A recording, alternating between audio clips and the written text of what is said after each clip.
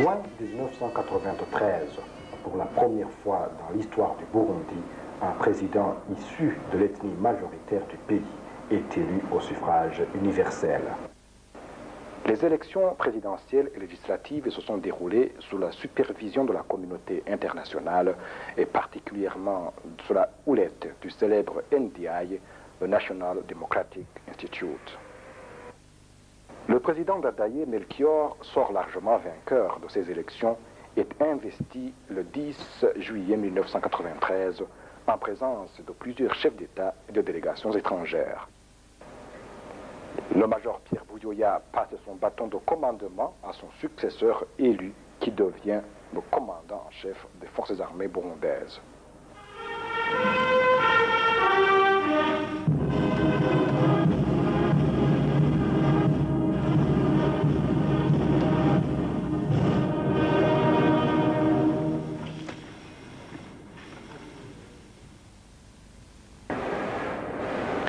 Le parti du président Dadaye, le Frodebu, le Front pour la démocratie au Burundi, remporte également les élections législatives à une écrasante majorité.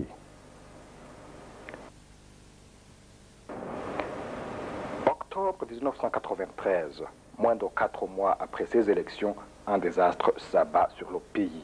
Le président Dadaye est enlevé de son palais par des militaires fortement armés et atrocement tué dans un des camps militaires de la garnison de Bujumbura.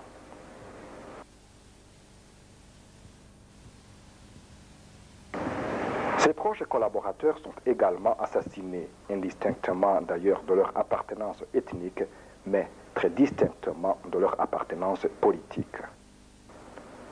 Le président de l'Assemblée nationale, son vice-président, le ministre de l'Intérieur, d'autres membres du gouvernement de la mouvance présidentielle ainsi que d'autres dignitaires du Frodebu sont tués dans des conditions dépassant toute imagination dans l'horreur.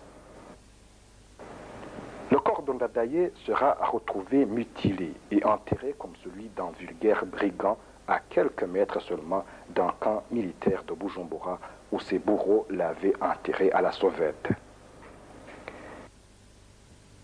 Il aura fallu la persistance et l'opiniâtreté de certaines ONG internationales et surtout des militants du Frodebu qui ont inlassablement réclamé le corps du défunt pour l'enterrer dans la dignité.